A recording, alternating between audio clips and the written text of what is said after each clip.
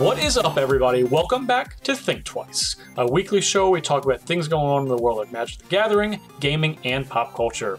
For episode 21, I am your host, Justin Parnell, joined by my co-host, as always, Ali Aintrazi.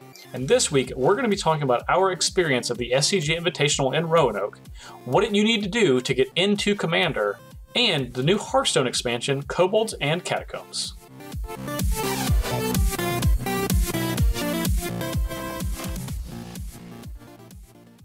Ollie, we had a poll last week about our question of the week. I think this is what I want to do going forward. I want to just kind of recap the question of the week last week. Do you remember what that question was? Yeah, I think, yes. It was good. It was, do you guys think that Justice League sucked as much as we thought that it did? And so I will say a surprising number of people liked it. Yeah, 37%. 30% of people were wrong. Yeah, 37%, which is a high percentage of wrong. You know, really, when you look at it. It is. But 63% said it was poop. We thought it was poop. But 37% of people liked it. You know what? It's fine. It's fine to like something. You know, I don't want to shame anyone, but I know what I saw. You're wrong. I know what I saw with my eyes. I know what I heard with my ears. I know what I felt in my soul, and I didn't care for it. Your body and your soul? Yes. But I did kind of wash the slate clean this week, and I saw another movie this week.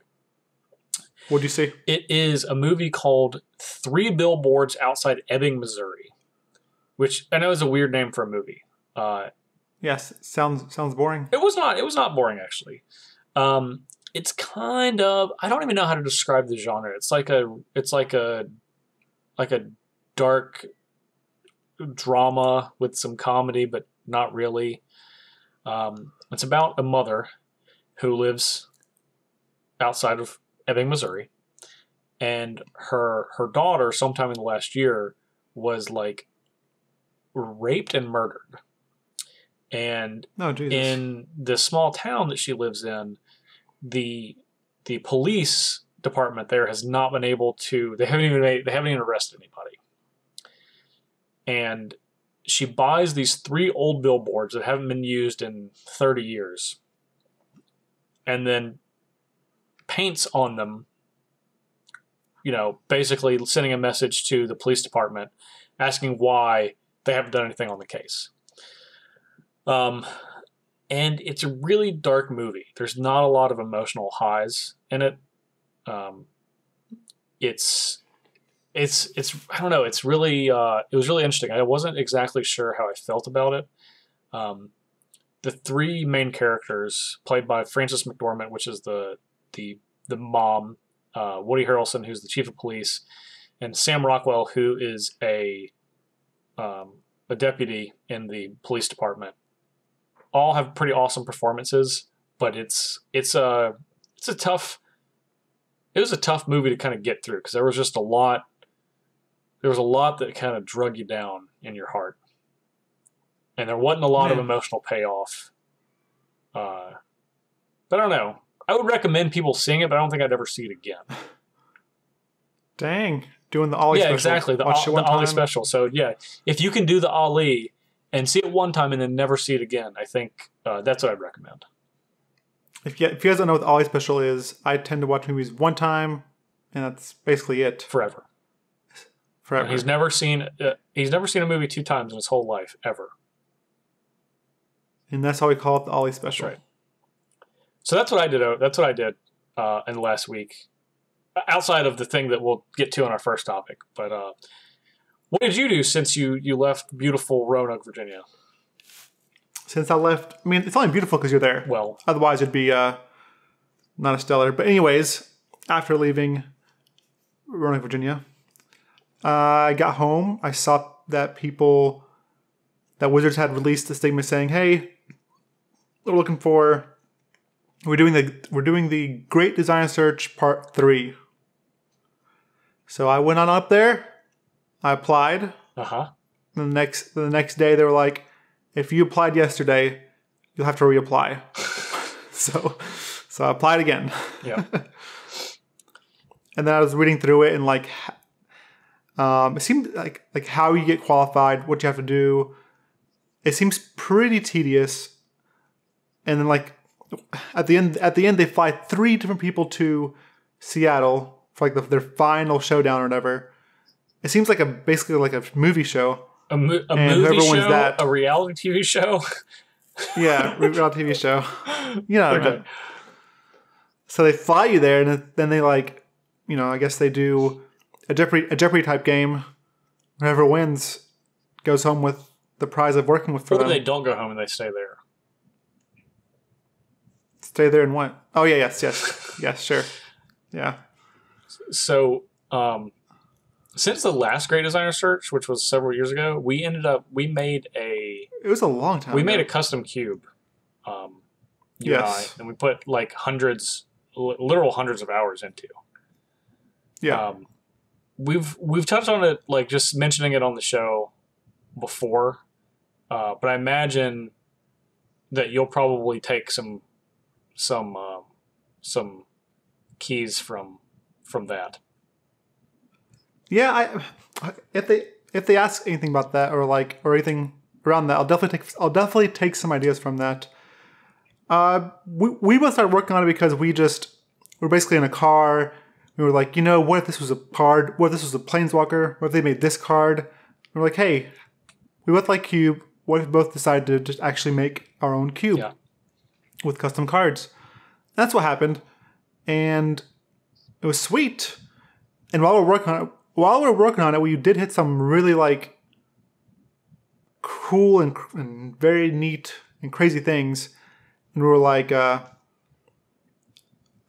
we both kind of hoped that Wizards would see it and reach out to us, I think, after we were done with it. Yeah. But at that time, yeah.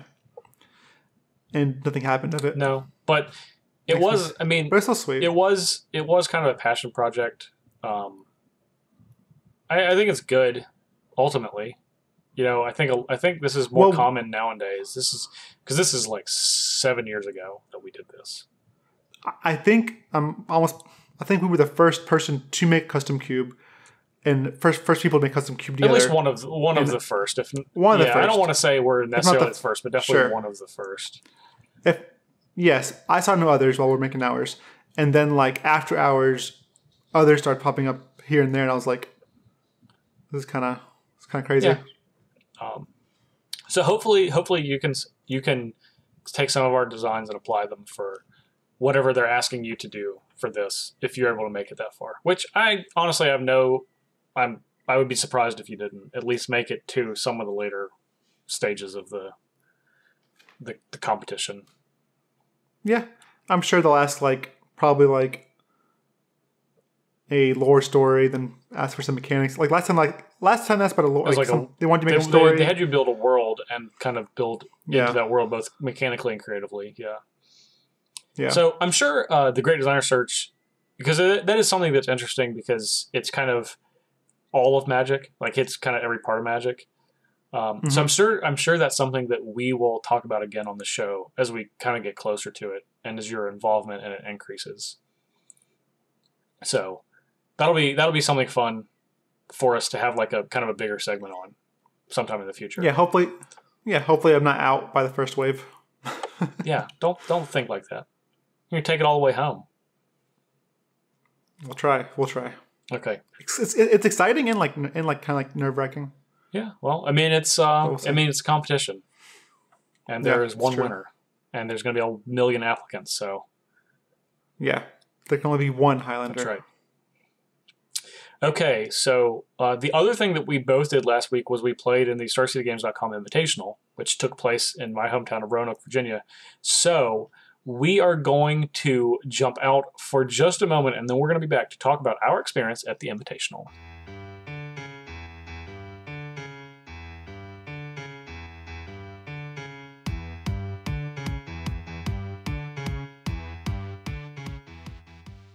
All right, so last weekend was the Star City Games Invitational that we both qualified for from the SCG Team Baltimore event. Well, I was qualified previously.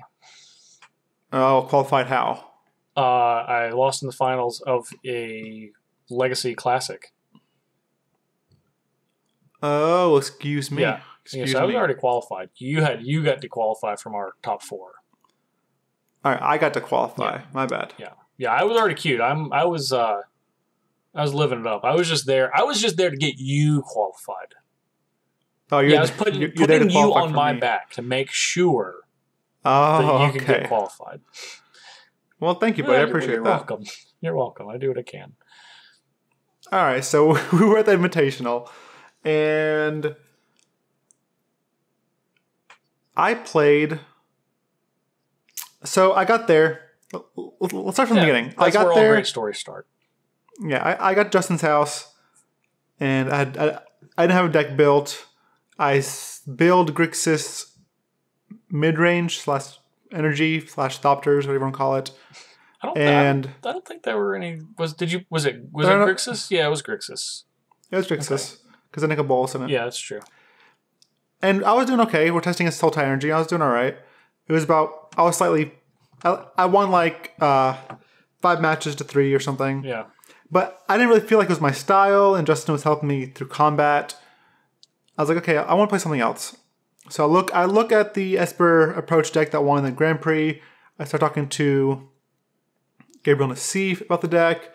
He gives me some good pointers. So I'm like, all right, I'm going to sleeve up Esper approach for the Invitational. I sleeve it up. So that was my deck for the Invitational. And for Modern, it was my just I controlled like that top forward with at the Team Baltimore Open in Modern. In Standard, it ended up going 2-2. My 2 wins are from the Approach Mirrors. Surprise. My 2 losses were from Roanoke Red. As predicted. And what? What? Keep going. My two losses from Roanoke Red and Pummeler Energy, Teamer Energy Pummeler, whatever you call it. Then for the Modern portion, I also went 2-2. So putting me at a 4-4. And I was out of contention for day 2. Yeah. I did the same thing. I went 2-2 in Standard. I ended up playing Roanoke Red in Standard, my first Standard event since the last Invitational in July. And then I played Grixis Death Shadow in Modern. And I went 2-2 in both.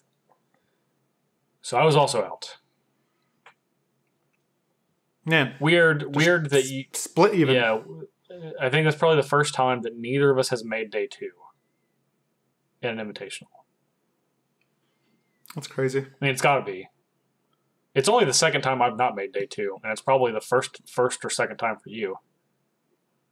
I think it's the second time. Yeah, I've not made day 2 one. Actually, the last Invitational was the first time I didn't make day 2, and this was the second time. So that was yeah, I don't know. It's weird to have such a big tournament and then not do well. I know that sounds, I guess, kind of arrogant, but it's not difficult. I feel like it's not difficult to make day 2 of that event, despite it being obviously it's a much more difficult tournament than any regular tournament you would play in. It has a high concentration of good players, for sure. Definitely. People that qualified. Exactly. So yeah, the fact that neither of us made it was, I don't know, it was interesting. But you played, you played in the Open, the Modern Open, the next day. Yes, I played. Yep, I did. So what happened was in Modern, my last round I was playing for day 2. I was 6-3 at the time. Not 6-3. Wow. I was 4-3 at the time. You're 4-2-1. I think it's 4-3. I was for the Invitational. Okay. I was 4-3 playing for day 2. Yeah. I'm playing Modern. I'm playing Just Control, and I get paired against Red-Green Ponza. He plays a Blood Moon, and then proceeds to destroy my 2 basic lands. Game 1 and your soul and my soul. Then game 2, I keep a land with an island, a fetch, and some more lands. I fetch for a basic plains so that I can Celestial Purge or Nahiri the Blood Moon. He plays Blood Moon, and then use Mulvani acid moss. acid moss. Whatever you want to call it. Destroy my planes. He destroyed my planes and my soul. And after that match, I was like, you know what? If people are going to make me miserable in Modern, I'm going to do the same back. So, this is my preemptive noise for what's going to happen. So then I started gathering pieces for Lantern Control with Word of Invention. And I played that in the Modern Open. And regale us the tale, but not the details. Not the details. It was my first time playing the deck, except for one match. I do want to hear the details of one match. Well, I want the listeners to hear the details of one match. You know what I'm talking about. So I know. So for my first time playing the deck, I made a lot of mistakes. I ended up going X4. I lost X4-1. 2 of my losses were because I misplayed, and then 2 were just legitimate. Like I just got beat. And the draw, I know I'm playing Lantern Control, but I felt like my opponent was a little slower. His first time playing against Lantern, and he wasn't really sure like when to flip his card face up and when to mill, and he was like feeling confused, and then he was getting a little stressed out. Anyways, I ended up getting the 16th place off breakers. Not 16th, sorry, 17th place, right out of top 16. Different. Yes. That's the difference between like basically $100, which was kind of sad, and more points. So that was, I ended up really liking the deck. I do want to play it in the future. I kind of wanted to play more Modern events after playing because I got the feel of it. Actually, I don't know, I kind of enjoyed it. Yeah, you sick sadistic son of a bitch. Word of Invention is a sweet card, man. Yeah. So then one of my matches was against Red White Enduring Ideal. Yeah. He top 8'd the Classic the next day. He got top 4 in the Classic. I played against him during the Open, and in game 2, he cast Form of the Dragon. Form of the Dragon says at the end of your turn, your life total becomes 5. At the beginning of your upkeep, you deal 5 damage to target creature or player. So he plays Form of the Dragon. I say, okay, before your end step, Nature's Claim your Leyline of Sanctity. So he gains 4 life, but then he goes back to 5 because Form of the Dragon. So he's a 24, goes back to 5. I untap, I play Witchbane Orb, which gives me Hexproof. Then I pass the turn back to him, and he's forced to burn himself out with Form of the Dragon. He's forced to deal 5 damage to his face, which kills him. Because neither deck has any creatures in it. So there's no other legal targets except for his own dragon face. And it was glorious. It was glorious. That was probably the most epic thing that's happened in a very long time for me. I gotta imagine that was just. I gotta imagine. I did get to watch it. It was just like so demoralizing when he realized what was happening. And he's just like, "There's nothing that I can do. There's literally nothing that I could possibly do." Yeah, just take 5. All right, I'll take 5 to my face. Ugh. Oh, so awesome. He should have played Rune Halo, naming Form of the Dragon. He should have, but he wasn't. He wasn't on that level. He was not on that. He was not on that level. He was not prepared. As Ilden says, he was definitely not prepared. So did you say this isn't your first time playing Lantern? You've played this before. I played it before, but not with Word of Invention. I played it before. It was like a black-green pile. Word of Invention makes the deck tick and much more smoother. So it's really because you actually I ended up watching because I was playing in the standard classic, which we'll get to in a second. During day 2 and I ended up just scrubbing out of the Modern Open. I did not do well in Modern on the weekend. So I actually got to watch a lot of your matches. And the deck is really there's actually a lot of colored spells in the deck total. Even though it is like an artifact based deck, but it's really like a Sultai deck now. Yes. Mm-hmm. You rely really heavily on discard, which is black, some targeted removal, which is black and green, and like you said, Nature's Claim, Abrupt Decay, Maelstrom Pulse, and then of course Word of Invention is triple blue, along with Academy Ruins, which is a really critical part of the deck. Yeah, the green was mostly for Ancient Stirrings. Ancient Stirrings, yes, that's the card I forgot. And Decay, yeah. Yeah. But I mean, but you still have that and sideboard cards. So I mean, it's an artifact deck that leans really heavily on its colored mana. Yes, but luckily it has 12 sources that produce rainbow colors. Yeah, 4 Mox Opal, 4 Spire of Industry, and 4 Glimmervoid. Yep. Awesome. Yep. I mean, all jokes aside, like this is not a deck I would ever like to play, but it seemed like you made me a believer that this was well positioned in Modern right now. What appealed to me was I was playing it, and then the games I was losing, I was like, okay, I lost, and I'm like, I could have won that.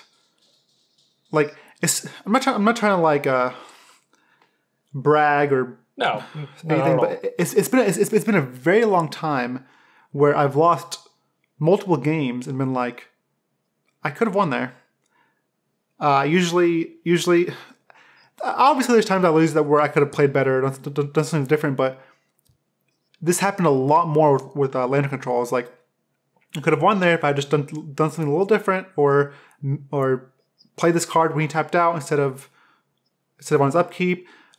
It was just I learned so much playing the deck. I missed Bobble. I missed one Bobble trigger. I did not drop for Bobble. Never again. Game 1, right? Yeah. Yes, against a good player against Daryl Ayers playing Grixis Death Shadow. So it's very important to draw that card. If I had drawn that card, I would have been able to play a land and play Tezzeret, Agent of Bolus same turn. So it's pretty huge. But it was bittersweet, more so bitter, like losing to. You're like, I could have won there. I could have definitely like locked my opponent out, but I messed up. I misstepped, and I got punished for it. Like the deck punished you very hard. It is one of the most punishing decks I've played, but it rewards you so heavily for playing it correctly and choosing wisely. I thought, and that just really appealed to me. So I bought all the cards. I ordered all the cards and got most of them coming in the mail. You made a Patreon post a couple days ago. Yes. And I actually came to you. Yes, you did. I came to you. I was like, hey man, I've been playing this Word of Invention deck, and it makes me think maybe Word of Invention can go to other decks. Like, Court of Calling goes into a bunch of these green decks. I wonder if War can be a different deck. And I was like, maybe Master Transmuter, maybe like a Master Transmuter type deck, maybe with like some cool synergies with that. And you were like, yeah, sounds interesting. And then so I got out my journal. Yep. And we have this thing called Ollie's Journal, where I write ideas down. They're not tuned or anything, but I just write my decks down. No sideboard, just basically a skeleton for a deck. I wrote it down, and the deck looks sweet. Definitely looked like a sweet starting point. And then I posted that to the $5 Patreon so they could see what my brain's going through and what I'm thinking when I'm making these new decks, or thinking about making these new decks. Which is a lot. His brain goes all sorts of different directions. Yeah, more so for Modern at the moment, just because Standard is a little kind of like a dull spot kind of, but Modern still seems like Modern seems sweet. There's like so many cards I still want to play in Modern, or I want to try out. Like Ask Foretold, I still think has great potential in Modern too. So yeah, definitely. So, what about you? Well, go ahead. How'd your Standard Classic go? So, like I said, I chose to play under my own will to play in the Standard Classic, which surprised a lot of people, I think including you, because you thought I was going to play Modern on Sunday. But I played Roanoke Red, and I realized, I was like, there's parts of this deck that I liked, and there's parts of the decks that I didn't like. So we actually, on Saturday night, we laid out the deck. And I was like, I played 4 Harsh Mentors in my main deck in the Invitational. I was like, this card was poop. Pretty much every time. Even the matches they're supposed to be good in, which is supposed to be good in Energy Mirror, or Energy against Energy. Didn't feel like it was. Took that out. took out Earthshaker Kenra, which is like a hyper aggressive card. Basically just started taking out creatures and then put in like another land, Chandra, Glorybringer, and more removal. And as I'm going into the Classic, I realize that the sideboard plan that we'd put together, which was take out more small creatures, because I had like Bomat Courier and Kari Zev, Soulscar Mage. I was taking out those and putting in even more removal and more controlling cards, and I ended up going 5-2. My breakers were terrible somehow, and I got 18th place. But I didn't lose very many sideboard games. Because as we talked about last week, sideboarding, most important skill. Yeah, we sat down and we were like, all right, let's do this sideboard. Yep. We fixed them. We went through the main deck pretty quickly. Then we sat down. We like gave the sideboard some good time. Looked at cards you could play, and we actually worked really hard on the sideboard. And so I'm glad to hear that your main deck was. I'm glad to hear at least your sideboard was good. Your main deck was, you said it was kind of in the air, but your sideboard was solid, which was very important because very, very important. You win more sideboard. And it was, and I played more sideboard games, and I won most of them. That's proof. There you go, living proof. So during the event, I talked with Rio Trevathan, who was the 13-year-old kid who is about 2'6". He's so tiny. But he played what was called like Treasure Red, and he played Treasure Map in his mono red deck. So when we were looking at lists, we saw that one and we're like, well, and you really want me to play that deck. You really want me to play that card because you're a Treasure Map fan. Yeah, I am. And I was just like, he's playing 3. I was like, that's too many, so I'm going to play 2. So we took that from his list, and the list, like, that was essentially what we got from looking at his deck. But I actually had a chance to talk with him for about 15 minutes on Sunday. It was actually right after he lost in top 8. One, he was, bless his heart, but he was just like, he was like disappointed, but he wasn't like soul crushed that he had just lost. Right. He was just like, I lost, maybe next time. And I'm like, man, that's such a good attitude to have. You're just like, yeah. Yeah. And he was just like saying everything that he was like, we were talking because he came over to talk to his friend who was sitting beside me. And I was like, hey, Rio, can I just talk to you for a second about your deck? And he was like, yeah, of course. So super smart kid, 13 years old, very, it's like wise beyond his years for sure. So we talked about his deck, and I showed him the changes that I made to the deck that I was playing. Mm-hmm. And we talked about like numbers on stuff because he was playing 3 treasure maps, and I was like, I'm playing 2, and I feel like that's enough. He's like, yeah, I think that's probably enough. He's like, it's good that other people are playing it. I think that card's really good. And I was like, yeah, it is good. I got it from you, but I tweaked the numbers a little bit. So we talked about that. We talked about the number of Hazards. We talked about the mana base, which is surprisingly diverse for a monocolored deck. He was playing 3 Dunes of the Dead, and I ended up playing 1 as like basically as just like another desert. And we both agreed that in this more controlling version, you should just be playing 4 of that card. And Dunes of the Dead is just a desert that comes into play untapped, taps for colorless mana. But when it's put into a graveyard from play, you put a 2/2 zombie into play. And that card, every time I had it, it was awesome. And he said it was the same. So we both agreed that if you're trying to go bigger, like have a 25 lands, it's probably just better to have 4 Dunes of the Dead, 4 Romunock Ruins, and then 2 Scavenger Grounds. So you still have 10 deserts, but you're kind of eschewing all of the Sunscorched deserts because you don't need to be as aggressive. The 1 point of damage doesn't matter when your reach with that deck is so much more incredible. Even though you're a little bit slower, you're able to kind of make up for it with removal. Yeah, and just card advantage with like a treasure map. With treasure map, with Chandra, with even Dunes of the Dead is card advantage. Because you're already getting your reach from Romunock Ruins. You have extra lands because we played 25 lands. And then you're making a 2/2 zombie basically just for nothing. Yeah, I mean like 4 mana. I mean 5 mana, I guess. 5 mana to sacrifice land to deal 2 damage and make a 2/2 zombie is pretty good. It is pretty good. It actually is really good. And I never a single game where I sacrificed Dunes of the Dead did I lose. I won all of those games. I only had one in the deck. So I was just like, I should just, this card just needs to be in the deck all the time. So if you're someone who's playing Ramunap Red and you're having trouble with energy, I played energy 5 times. No, I played energy 4 times. Played energy 4 times. I played the mirror match 2 times, and then I played a blue-white cycling deck 1 time. And even won game 2 after I won game 1 through 2 Authority of the Consoles, which is difficult. That's kind of sweet. Just because you're so big. Just because you're so big, I guess. Yes, because your creatures are so much bigger. And as long as you play around Settle the Wreckage, which you can tell when they're holding it up, it's not that bad. If you're just throwing your big creatures like one of your 4 Glory Bringers or a bunch of your Hazards into that, and you kind of make them interact with those, and then you can start attacking with your smaller creatures. Rampaging Ferocidon is obviously really good too because it stops them from gaining life. Yeah.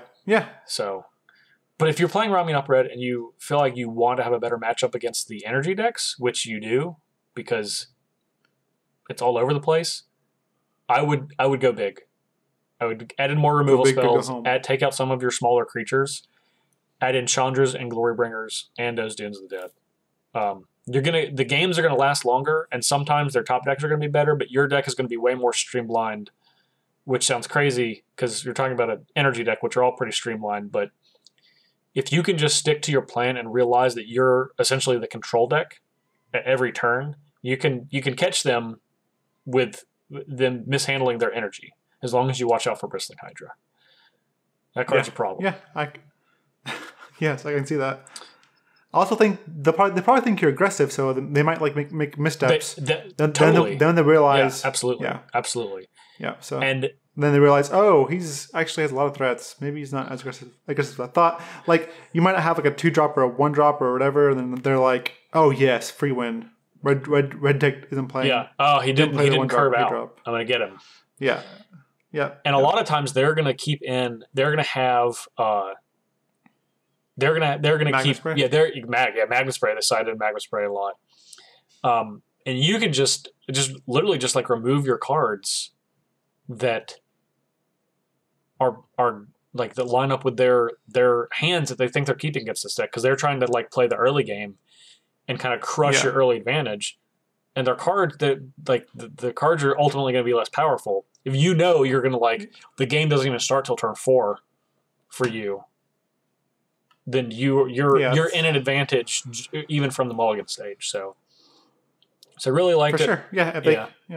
Go ahead. If they keep like a hand of like magma sprays and a couple shocks, and your hand is like 4 lands and Chandra, Lightning Strike, and Glory Bringer, or whatever, it's like fantastic. All right, let's go. Yeah, exactly. Those magma sprays and those shocks will rot in their hand. So, and those harness lightnings won't do much either. So yeah, it's great in the beginning. Yeah. Glorybringer is a really powerful card, so is Chandra. So I really like that deck. I think if I play Standard sometime in the next couple months before, I guess a month and a half before Rivals of Ixalan comes out, I'll probably keep going to the big Ramunap Red. All right, sweet. Well, at the Invitational last week, before we left, I played a game of Commander with you. You did, finally. Yes, so that's going to lead into our next topic. Next topic, we're going to talk about getting into Commander, things you can do to get into it and continue playing it, and what happened in our game between me and Justin. Spoiler alert.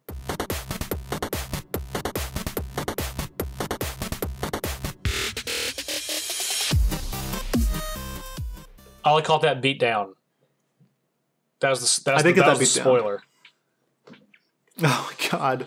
This is hilarious. Like, so is me, you, and Harlan Fire, a good friend of ours. Your general was Yahenni. Mine was the Ur-Dragon. And Harlan's was some. He played Vorosh the Hunter. Vorosh the Hunter. Yeah. Vorosh the Hunter. Now Harlan's deck is just a good stuff Sultai deck. He never even cast his general, which is a no for me. Yeah. So basically, you take a turn. Harlan would take a turn. It'd be my turn. I'd play a land, and be like, all right, I'm dead. And then pass. Every time you'd say it. Yeah, I just felt like my deck was doing like nothing compared to your, like Harlan played a card. Oh, Harlan discarded Ulamog Seizes Hunger. And you're like, all right, Harlan, that's it. I'm going after you. Yeah, I was like, I gotta kill you. You're trying to mill me. You guys know. You guys that watch Commander Versus know. You know how much I hate that. So I gotta get him. Yeah, so he goes straight for Harlan. I'm over here like I'm literally flailing like a fish. Like I get one cool turn. Every turn someone casts a spell and always like, he's going off.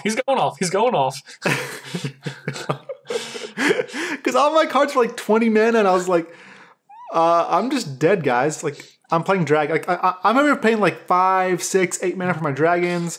Justin's over here stacking his like zombies from Grave Titan with Dictative Erebos out, making me sacrifice my creatures. I'm just like, this is miserable. What am I doing? I'm down. This deck's awful. Ollie, if you had ever watched Commander Versus, you would know that I am an expert mono black Commander player. Tier 1 mono black Commander player. Well, I learned that. It was basically you and Harlan, and I was literally. I don't think I affected anything. That's not true. You were the target of Harlan's Emrakul. Of a Mindslaver. Yeah, of Harlan's Emrakul, where he butchered your turn and then allowed me to slaughter you both. I don't know why he Mindslavered me. I don't know, but I'm glad he did. Yeah, he Mindslavered me, the person that was doing nothing, and then we would. Well, I think he Mindslavered you because based on I have all these like discard sacrifice outlets. I could have just discarded my hand and sacrificed all my creatures and then just said go, and he wouldn't have had anything to do. Well, that's great though. Kind of, but then I could just like get them all back, like during my next turn. So still, we don't die. No, but I think his plan was use your spells to try to hurt me, and then when you went to your turn, you would do the same. Well, he wiped the board. He cast the card Fortunate Few, which is a card that says you choose a non-land permanent that you don't control. Each player chooses a non-land permanent he doesn't control, and you destroy the rest. Yeah. Yep, everything was destroyed. It's destroyed basically. Yeah, my whole board was swept, and then you guys still just died the next turn. I mean, I didn't do anything. I cast Air Dragon. I cast some cool spells. I cast Fist of Suns. That's kind of cool. Yeah, but then you were the one that ended up getting fisted with the Suns. That's aggressive. But It was aggressive. So, Ollie, this begs the question.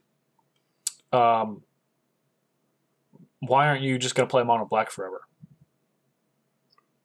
I thought about it, and I decided no. I decided, you know what? I'm forcing this Ur Dragon thing. I don't want to. I thought it was cool. Thought it was a good deck. I don't want to put a ton of like money to my mana base. I'm just going to shift and build a new commander. I'm looking at. They finally put in a Simic commander or Simic legendary creature that's not about like all about creatures. That's not about like Mummy or Big Simic Visionary or Thunder Thighs or Prime Speaker Zagana. There's finally one that's actually like it's just off spells, and that's Rashimi Eternity's Crafter. Yeah, see that's a U card. That's right up your alley. Yeah. I saw that card. I'm like, you know what? I'm going to my roots. I'm just going to play blue green, and I'll just put this 5-color deck to the side for now, and I'm just going to build what I know how to build and enjoy playing 100% in like all formats, all games. Okay, you know what you should do with that Ur Dragon deck? And I didn't tell you this because we were talking through text afterwards. You should turn that Ur Dragon deck into a Ramos Dragon Engine deck. Yeah, it's probably better. It's also more up your alley because you make Ramos big. You still get to play 5 colors, but you can lower your curve a lot, so you can get Ramos out and kind of just like play like cheap 2 and 3 color spells, like charms and like removal, and then just start casting big stuff off of Ramos. I just feel like I need to invest a good amount of my mana base. I don't think you do.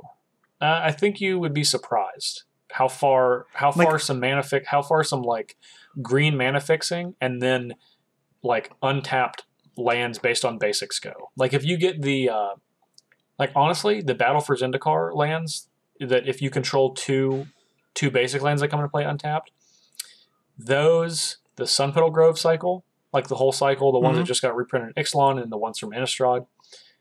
But those two, along with some fixing, you can actually get a really good 5-color mana base on the cheap, because none of those are really that expensive. Like they're all under. None of them are over $10. Not a single one of those cards is over $10. So what should I do for my Rashimi deck? Because I don't want to buy Tropical Island. You don't need Tropical Island. I have. I don't have any. I don't. I have dual lands. Like I own all like 4 of each. Yeah, but say like anybody, not just me. Like, what if someone doesn't want to buy? Like, then they want to be a good. You don't need 2-3 color color what deck. I'm saying is I don't have in my 2-color decks. I have an Ulash the Hate Seed deck and a Dragonlord Ojutai deck. I don't have Tundra or Taiga in either of those decks. You don't need to go expensive. Like a lot of people ask, what are cheap commanders to get into? It's not about the commander.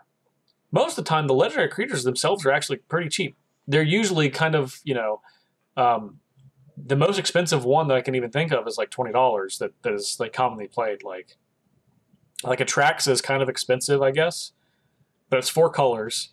It came out of a pre-con, so honestly, the thing to do if you're trying to make commander on the cheap, and I'm using like air quotes for that, is avoid things that are considered staples that are expensive. You don't need to have a Gaia's Cradle in every green deck. You don't need to have a dual land in every 2-color deck or 3-color deck or 5-color deck. It's just not necessary. Like shock lands, basic lands, the buddy lands, and the Battle for Zendikar lands. Obviously, the shock lands are a little bit more expensive, but they do the same stuff. Even if you're playing with like lands that get certain land types out, like most of those lands I just named have basic land types. So you're actually able to make your mana base really diverse for a low cost. And I think that's really what people need to focus on. You don't need to have like these cards that are considered staples that are expensive. There's almost always another card that does an identical thing, if not the exact same thing, that's way cheaper. Like, I was gonna like sure. Think of an example off the top of your head, and I'll see if I can name a card like live now that does the same thing. That's a quarter of the price. I don't know. Academy runs. Buried Ruin. There you go. Done. Crucible of Worlds. Raminop Excavator. There you go. You keep going. I'm sure there's. I don't know. See? I don't know. Force of Will. Forcible's not that good, but Misdirection, it's almost the same thing. Yeah. It could be better in some situations. I was going to say... Foil. There you go, Foil. Yeah. Or Commandeer. Commandeer is a good one, too. Commandeer is good. Commandeer is a little bit different, because it calls you to... It's 2 cards where you gain control of the spell, but so is Foil, so... Yeah, it's pricey. I was going to say, monocolored commander is also a nice way to get, like, if for your first commander, just try it out. Like, obviously, Parnell plays a Yahenni deck, a mono black deck, and it's very powerful. It's very good. So, yeah, you can definitely just play a monocolored commander. You don't have to worry about, like, buying fetches or shocks or whatever. Yeah. So, I mean, fun fact in Commander, basic lands are really good. Monocolored decks get powered up by the Cage Sun or extra planar lands or whatever. All those things. There's a lot of benefits to having monocolored decks. You get to play more colorless lands. There's a lot of really powerful colorless lands, like other land destruction things, so you can take care of pesky lands like Gaia's Cradle, Volrath Stronghold, Academy Ruins, etc. Ghost Quarter, Tectonic Edge. Field of Ruin, which is a great one. Dust Bowl. Yeah, I love Dust Bowl. So honestly, like identifying, like, you can look at a list and look at the 10 most expensive cards, and you probably don't need 8 of those. There might be 2 that are like critical to the deck, but most of them you just don't need. There's always something, if you're trying to do a certain type of strategy, that you can replace. Like, for a while, Dictative Erebos, which is now like kind of closed in on $10. It used to be bulk, like a bulk rate used to be $1, and Grave Pack was $15, right? Yeah. So it was literally a 15th of the price, and it was as good, if not arguably better than Grave Pact is, at a fraction of the price. And there's so many cards like that, and just identifying those cards that's the most important thing in making sure that you can have a competitively priced deck. In addition to that, like, Ollie, you bought the Dragon Precon from this Commander release. Yeah, I did.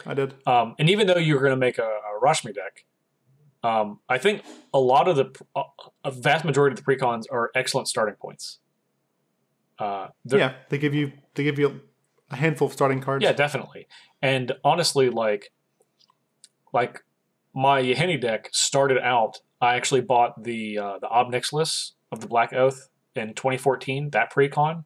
Now, I only used like a quarter of the cards, but it still was like, it kind of still was a good starting point for me to build that deck, because I just wanted to build a mono black deck, and that had a lot of the cards that I wanted in it. So I had that Precon, and then kind of just went from there over the last 3 years to make that deck, to start over from scratch. So that's sweet. Yeah, so get Precons. That's another way. That's another cheap way to build a commander deck. Start from a Precon and build from there. You get a lot of options too. You always get at least 3 legendary creatures that are in those colors, whatever the Precon colors is. So, right. So we also played in group play, and this came to mind. Like, what is a good commander, or like for group play? Like, what should we do for group play? So, I don't know if there's like a specific commander that I want to point out, because like people like different colors. And there's pet cards that they want to play with, right? But I think something that's really important to have fun is have a deck and a legendary creature that's your commander that's interactive, that allows you to interact with your opponents in some sort of way. It doesn't have to be directly, but it's not something that just works only in isolation. I think those are fine. You can have those sometimes, but your deck should be interactive, because most people play Commander for fun, and it's not always about winning, but it's about having a good time and letting your deck do its thing. And most of the time, in my experience, especially through Commander Versus, the most fun way for me to do that is by having interaction with my opponents. Yeah, I really enjoy playing. Like this, I had some Will of the Council cards in my deck, and those are really fun. Like, just being able to that's a perfect example. vote or get the whole table involved into doing something. It's kind of cool. Those cards are always cool because, like, also they seem to be powerful. Like, you guys can like cast a spell, and the spell lets you team up on whoever's winning or whoever's about to like do something crazy, and you guys can use that spell to get gang up on that person. Or the dethrone mechanic is awesome. Yes. It rewards you for attacking the person with the highest life total, which is usually the person winning for the most part. Not always, but it's sweet. Yep. And that's like, those two kind of go to my next, like, one of the other things that I think is important is having a commander that allows for a little bit of politics.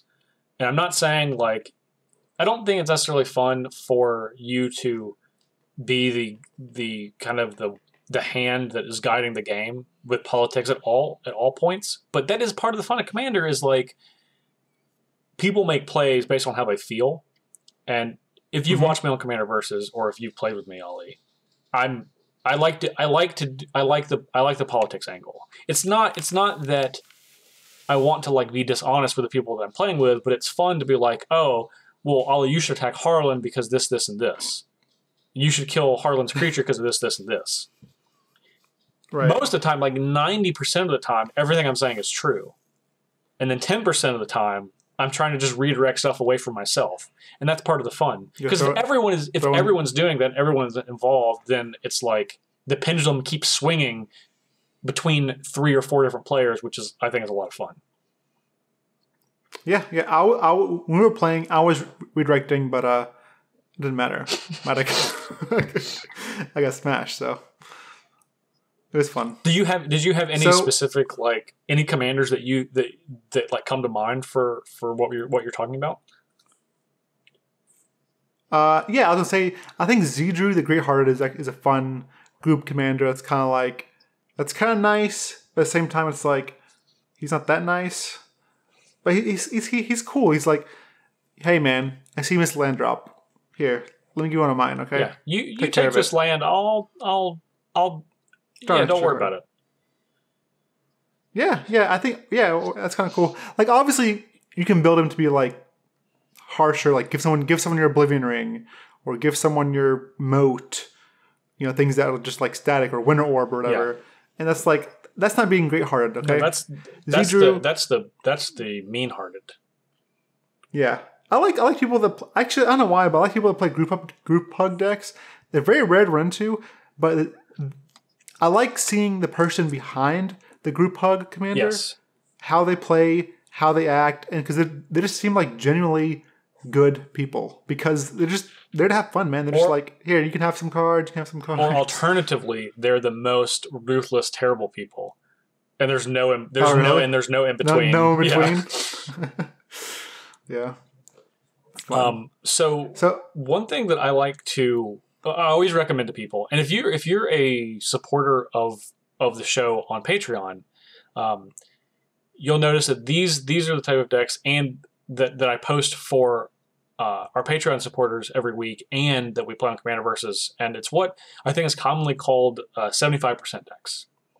And for those of you that don't know, 75% decks are essentially building a deck to 75% of its maximum power level. 100% is going to be like a competitive commander, or like CEDH is what it's commonly called. And that's essentially you're playing Vintage in Commander, you're trying to win as quickly as you can. And the 75% rule is really good because it allows you to have a deck that's powerful, like, and can kind of stand on its own, but you're not just bashing everyone's head in every single time you play. There is some back and forth, and you have some duality. Maybe you cut the most brutally efficient cards. You play, 10 cards cards you love that work in your deck, but aren't like the best cards in the entire world. And the great thing about living by this rule, which personally I do, this is how I like to play Commander, is you can sit down with just about anybody, whether it's at your local game store or an event. You can pull this deck out, and you're never going to just slaughter people, and you're also never going to be a dog if people are playing a little bit more competitively than you were prepared for. Right. And I think this is, if we're talking about the Commander game we played last week, I have a 75% deck. Harlan's deck is closer to the 100% because he's just kind of playing a good stuff deck where he's not as involved in his Commander, and he's just playing the best cards in his colors. He said he cut some combo. He's cut all the combo cards out of his deck on purpose. Yeah. Any card that combo, he cut. Well, I'll put it this way. What do you think? What was that Ulamog doing in his deck? Ulamog's a powerful card. It is, but it's just like a generically powerful thing. Like, he had just a lot of generically powerful cards that are just good cards. It wasn't just Ulamog. It was Ulamog. Okay, I guess let me ask you another question. What was his deck's theme?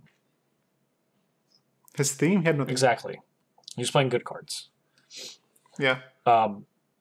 And I think when you're building around a theme, it allows you to play closer to the 75% rule. Like, my theme in my Yahenni deck is sacrificing my own creatures.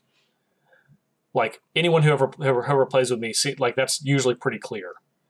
Is like, I'm sacrificing my own creatures for benefit. It's one of my favorite things to do, and I kind of build a deck with a general around that. So what you're saying is, I should place a guard as my general. No. Do not do that. I don't think I've beaten Sigarda one time, I think, ever. In any form of Magic, because I frequently play black, and Sigarda is like the best thing against black in the world. Yeah, yeah. Now, for Rashimi, I think I'm gonna build her. I'm gonna build around. The synergy is going to be extra turns. Yeah, and I think that's fine. I think to a degree that's fine. I guess the important thing. So that's a good 75%. You're taking extra turns. What you're doing on those extra turns, that's determining whether you're at 75% or higher. Or 100%. Yeah, exactly. Yeah. And something to look out for if you're trying to identify how powerful your deck is, how quickly are you moving cards from one zone to another? From your graveyard to your hand, from your library to your graveyard, from your library to your hand, from play into your graveyard for profit. Basically, the quicker that you're moving cards from one zone to another and how many cards you're doing at one time, that's usually determining kind of how powerful your deck is. And I know that's really loose thing for me to say, but... If you're playing something like Hermit Druid, is that card banned yet? Yes. Okay, it's banned. Okay.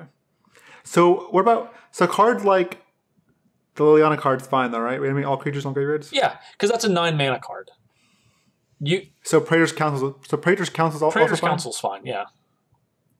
And Omniscience is fine? Omniscience is fine because Omniscience doesn't do anything on its own. All right, I'm just making sure. What are you playing with Omniscience? Are you playing? Don't worry about it. Are you playing? I'm Cyclonic. I'm playing Praetor's Council. Yeah. And I'm gonna cast all my spells again. Yeah. Yeah. I mean, I get that. I mean, that's like 18 mana to get your combo. So. Oh, you wait. You say that now. Well, what I'm saying is like I don't think it's not. It depends on what you're doing. Like, are you stopping other people from playing the game? No, I'm just building. I'm trying to build a fun deck that can beat your Yahenni deck. Okay. Yeah. So yeah, I think that's fine. It's okay to have. You want 8 mana, 9 mana, 10 mana cards in Commander, in my opinion, because those are the cards that those are your sledgehammer cards, and you want them to fit your archetype. And they're sweet. They're sweet. Yeah, like you just said, like Praetor's Council in your Rashmi deck. Yeah, that totally makes sense. Rise of the Dark Realms in my Yahenni deck, where I want to put all creatures in all graveyards, makes total sense. Yeah. So for me, let's say like I'm building a Commander deck. I have a Commander deck, but I'm having a hard time finding players to play. What can I do to find more players? So one of the best things, if you're playing in person, which I think a lot of people are, rather than playing online, is actually just talk to the people at your local game store. Like not the people necessarily that are there, although that's a good idea too, but actually the people that work there. They can generally tell you when they see people playing Commander. If they don't have a Commander night on a Tuesday or a Wednesday, they say, oh, well, there's usually a group of people playing Commander every Thursday around 7 p.m. So with that information, show up with your 75% deck around 7 p.m. and sit down and kind of get a feel for the table. And hopefully, once you get that first game, because it can be a little intimidating to get into a new group, but just go up and say, hey, you guys playing Commander? Yes. Do you mind if I play a game with you? Once you get that game in, you just go from there. Sweet. I think another good way too is to like buy 2 precons, because buy 2 precons with similar power level, or just build 2 Commander decks, or and then when you go to a local game store, like ask people to play with you, or ask your friends, like, hey, do you want to play Commander with me? Game? Oh, I don't have a deck. I got Boom. you. Yeah, and then over time they're like, man, this deck sucks. You don't have so and so. You don't have this card. You don't have that card. And you'll be like, all right, man, time for you to build your own Commander deck. You want to have those cards? You can have them, and you can beat me if you want. And he's like, that's right. I'm going to do that. And there you go. And then they're hooked. New Commander player. And then you just have to make sure they're building 75% decks, and you're both good to go. Yeah, give him the rules. Yeah. Don't let him. If he shows up with Scion or the Ur Dragon, don't be fooled. It's not a Dragon's deck. Mine was a Dragon's deck. Mine was just the Ur Dragon. Yeah, the Ur Dragon's fine. Scion of the Ur Dragon is it's like the generally played 5-color good stuff deck. Gotcha. Yeah, don't be fooled with that one. But I mean, my last thoughts today on Commander is just remember that the most important thing is Commander is this is the area for you to do the things that you like in Magic. You can do, there's a commander for just about everything at this point. Wizards has done a really good job over the last few years making sure legendary creatures are representative of all different types of things and strategies and themes that people like to play with. Yeah. Find that and do that. Do it to the extreme. Even if you're a person that just can't have one commander, like you're just like, man, I am more than one. I can't. There's pairs. There's commanders that can compare with other commanders. And they're all pretty good. They're all pretty good. Yeah. Sweet. So, and guys, of course, this isn't going to be the last time we talk about Commander. This is just kind of another portion of our discussion. So if there's things that you want to hear us talk about relating to Commander in this format, you know where to hit us up. At JParnell1, at Ali Aintrazi, at Thinktwice MTG, all on Twitter. So you guys can let us know what you think, what you want to hear in the future. Okay. Ali, any other thoughts on Commander before we go on? I'm good. I'm ready for our next topic. Excellent. Okay. We are going to hop out for a second, and we will be right back to talk about the new Hearthstone expansion, Kobolds and Catacombs.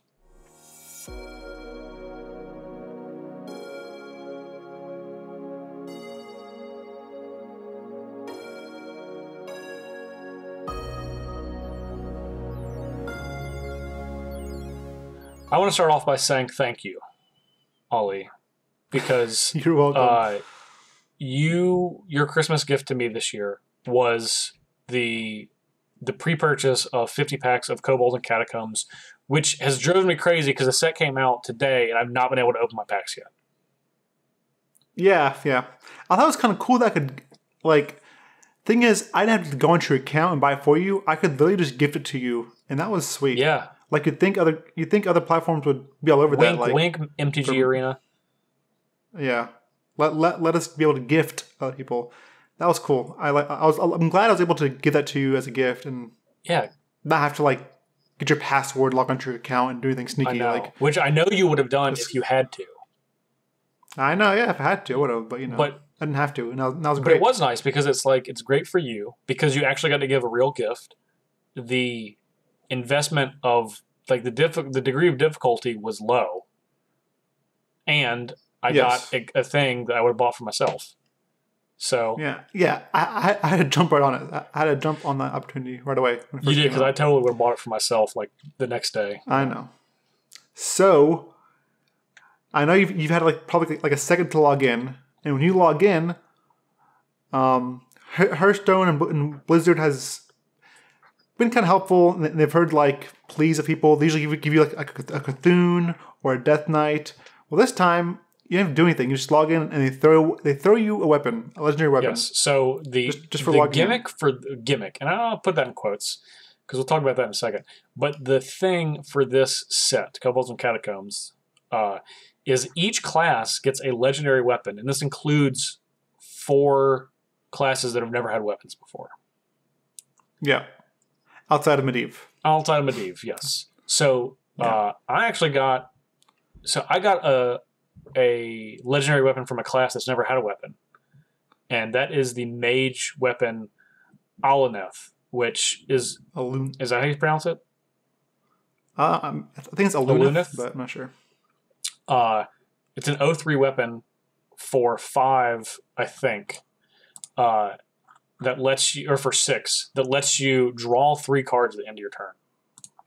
So that seems not lets you. You're forced. You're forced to. Yes, it lets you, meaning you must do it.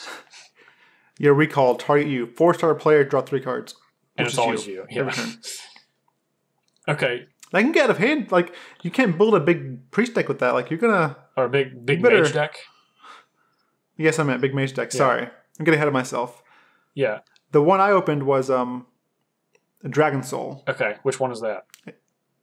That is the priest weapon. So you also got one that's never had a class that's never had a weapon before. Yeah. It's pretty sweet too. It says after you cast 3 spells in 1 turn, you summon a 5/5 dragon, and the weapon itself only costs 3 to equip. It's an 0/3. Well, I mean that's good because that lets you kind of get it down early, so you can start chaining stuff together. Yeah. So I mean, like having the coin here must be very important because like if you have the coin, you basically have like you have 33% of a dragon, which is pretty big deal. But it is spells. It's not cards. So that's notable. Yes, after you cast 3 spells, not play 3 cards. But the coin counts. Coin does count. Yep. So this is the third set in a row. The third set that came out in 2017, and the third set in a row where Blizzard has put in a kind of a gimmick across all of the legendaries. This one was each class gets a legendary weapon. The one before, Knights of the Frozen Throne. Each class got a new type of card, which is a Death Knight. Basically like a hero card that replaced your hero and gave you had an effect when you played it and gave you new hero power. Those were all pretty awesome. We talked about those. They're all awesome. I think the only thing that was better than DK's was I think Cthulhu. Giving everyone Cthulhu, I think was just fantastic because everyone's put a Cthulhu deck and it's like neutral. You can put it in all your decks. I think that was great too. Before Knights throws in the God, I'm having such a struggle. Knights of the Frozen Throne. Was I can't think of the set name. Ungoro. Yeah, Journey to Ungoro, and each class had a quest, which is a basically like a secret that's visible to both players that sits on your hero, and it starts in your hand, and after you do a thing X times, like play X death rattle minions, play X 1-drops, or X taunt or whatever. Exactly. Yeah. Then you complete the quest and it gives you something cool. And those something powerful. Yeah, and those were pretty cool. So they've kind of this has kind of been their thing for each set. Is each class gets something in this cycle. Yes. And this one is weapons. So, yep. Which to me is, I think, is the least interesting, honestly. I've enjoyed DKs more. I've enjoyed quests more. I think so too, but that remains to be seen. I think Death Knights are tough. I think that's a tough follow-up because we talked last time when we had our little review for Knights of the Frozen Throne. I kind of equated the Death Knights to Planeswalkers for Hearthstone. Yeah. And Planeswalkers are obviously super popular card type of Magic, and I think the Death Knights, they're all really good. Like all 9 of them are great. So it's going to be tough to have a follow up, but I don't know. I think the weapons are interesting because I think none of them are bad, which is important. They're not all great, but none of them are terrible. Yeah, they each have a role. So let's not talk about the ones we don't think are good. What about the ones we do think are good, or just what's the best one? What do you think the best one is of the 9 legendary weapons? I think the best one traditionally is usually the one that costs the least. It has a powerful effect, and for me, it's going to be Kingsbane. Okay.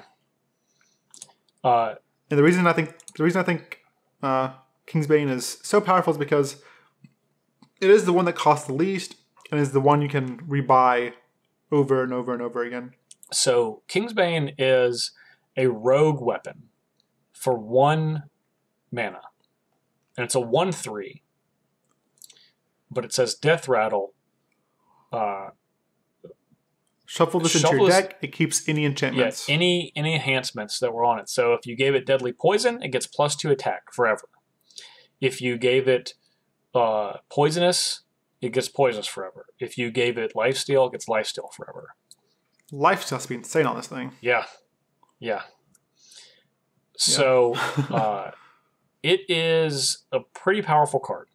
And all the cards that interact with your weapons end up being pretty cheap. So I expect this one to definitely make a splash in both standard and wild. It's just a really powerful card. I agree. I also think this is the best one, to be clear. Yeah. Rogues already have a card that there's a card called Cavern Shiny Finder. It's a 2-cost 3/1, and its battle cry is just draw a weapon from your deck. So you can essentially just play 3 Kingsbanes in your deck by playing. Yeah, because you would definitely only, even though you would have things that interacted with your weapons, you definitely probably just play Kingsbane on its own, and make sure that you are always getting your Kingsbane and you keep powering it up and just making it into this ridiculous battle cruiser. Because unlike minions in Hearthstone, you can't silence a weapon. So there's no stopping the Kingsbane. Literally no stopping it. If you destroy it, you're going to see it again at some point in the future. Yeah, he even played. There's another card called Rummaging Kobold. It's a 3-cost 1/3, and its battle cry is return one of your destroyed weapons to your hand. So, imagine if you had Kingsbane, it was destroyed, it goes back into your deck as its death rattle, and then you play this card, and it's going to give you the option to find that Kingsbane again, but it's actually a second copy of it. Yeah, it's going to be a little hard because obviously your hero power is a weapon, but yeah, still you have the option to do it. Yeah, and I think they wanted to make sure that the rogue weapon was a little bit better because it's kind of naturally naturally at odds with the hero power, like you said. So they want to encourage you, but then again, that's not necessarily a bad thing because you can kill your Kingsbane whenever you want. If you want to, yeah. Well, if you're playing, I feel like Acid Swamp Ooze and Harrison Jones are going to get more popular with this set. Yeah. So being able to kind of quickly, especially like towards the end of the game, where you could just cycle through Kingsbane like every turn, killing it if you give it lifesteal, poisonous, and you can just make sure that your opponent can't ever get any advantage off of it, like through a Harrison Jones or something like that. So, I don't know.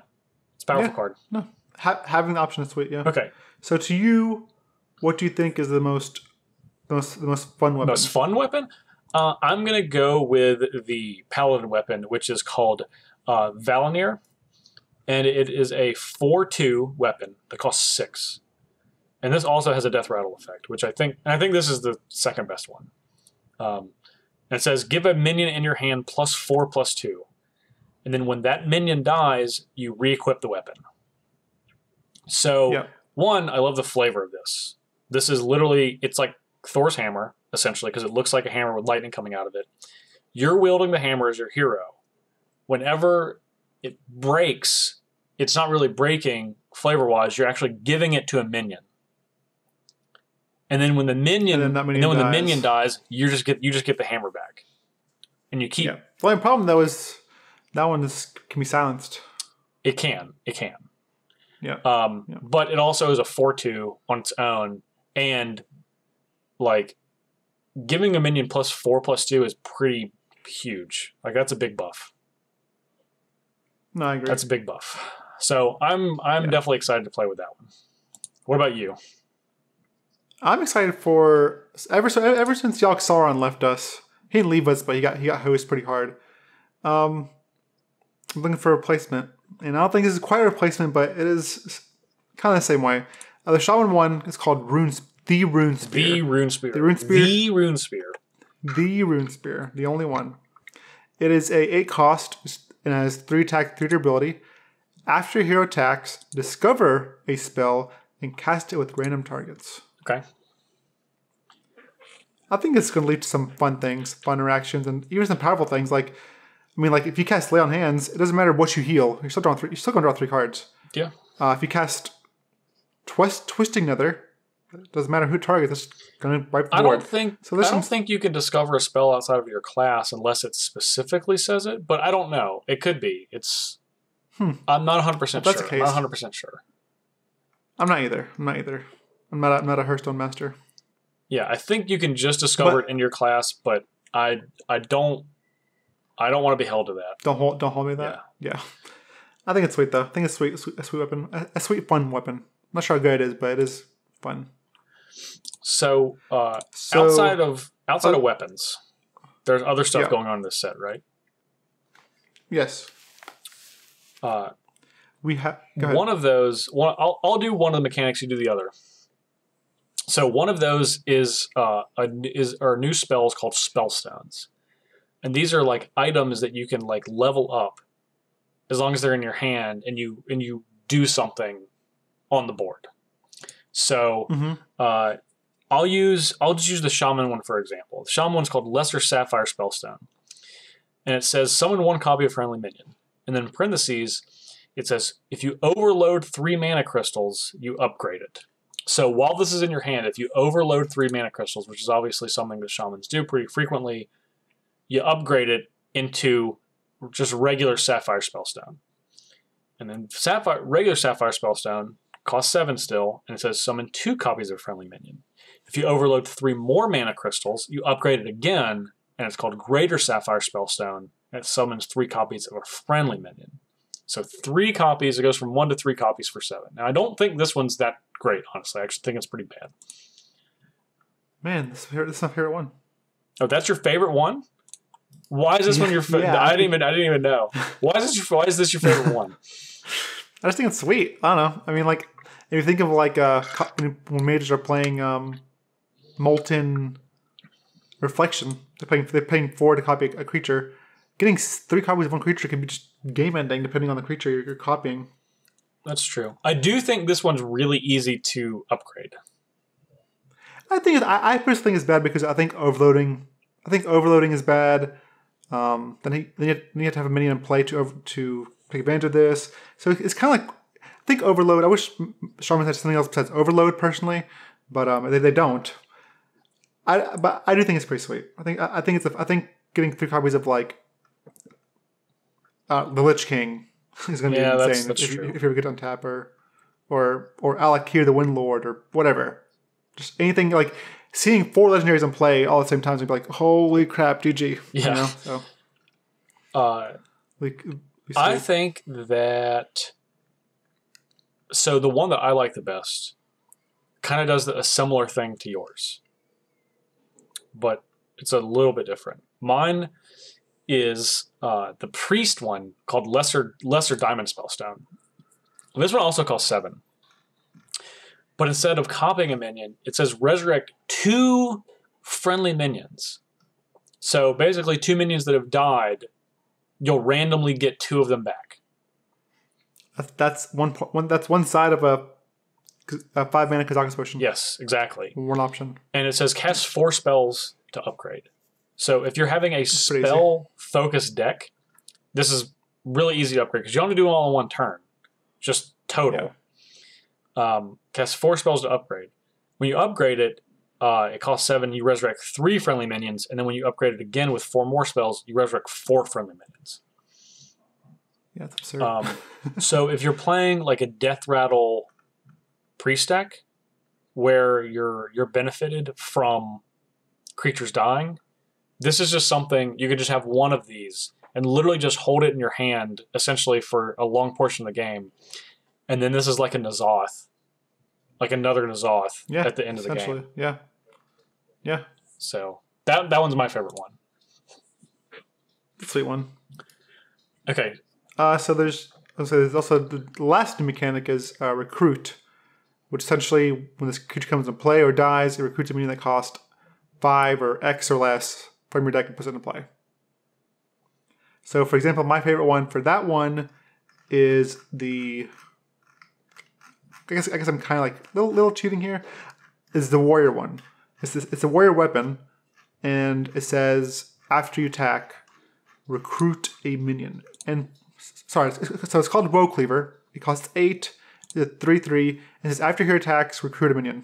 It's any minion, right? Any minion, yeah. I mean any minion's powerful because recruit. I will say I'm not 100% sold on recruit. But it does seem like it's kind of abusable because you can build your deck in a way to where you're always getting the same things. Yeah. Yeah. So that seems like this is more mechanic up your alley than mine because you want to do cheaty stuff. Well, it's cool. This too is like it will trigger your end of turn effects. Like if you attack with Woe Cleaver and you hit the Lich King, you will get his EOT effect. Or you hit Ysera, you'll get her EOT That's effect. True. So. That's true. Definitely true. What so mine's actually a common. It's a druid common, and I think this is just a good value card. It's called Oaken Summons, and for 4 mana you gain 6 armor and recruit a minion that costs 4 or less. So if you just build your deck to where you don't have any minions that are less than 4, and you kind of, Druid has a lot of ways to make tokens and such. This is a 4 mana, literally just it pulls a creature out of your deck and then just gives you 6 armor for free. Yeah. It's good to pull out? Like the one legendary creature that says anytime you choose Fandral.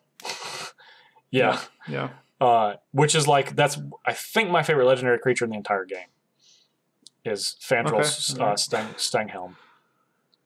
Mine is, and probably forever will be for as long as I can think of, is Yogg-Saron. Yeah, you're definitely a Yogg guy. But that's why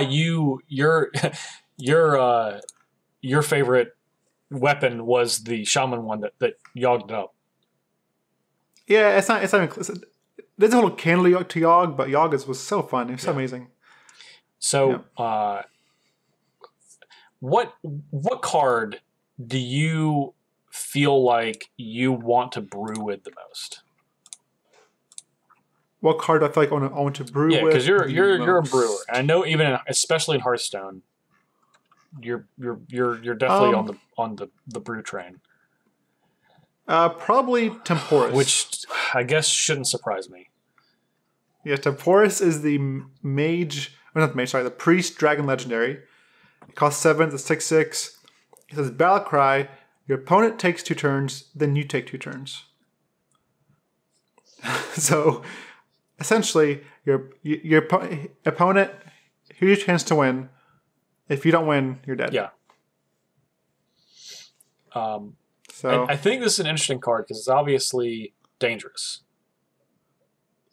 I think it plays so well into the other card. Here's the thing: there's another card that they got. It's called Psychic Scream, which costs 7, and it says shuffle all minions into your opponent's deck. That's usually pretty bad. You don't want to give all the minions on the battlefield into your opponent's deck, especially if it goes into attrition. But this isn't that bad if you do this. Then play Temporis. You're all right, you have 2 turns. Do what you gotta do. But if I get to untap, I'm going to play, essentially play a Villain, and then just burn you out with Mind Blast and whatever. Yeah.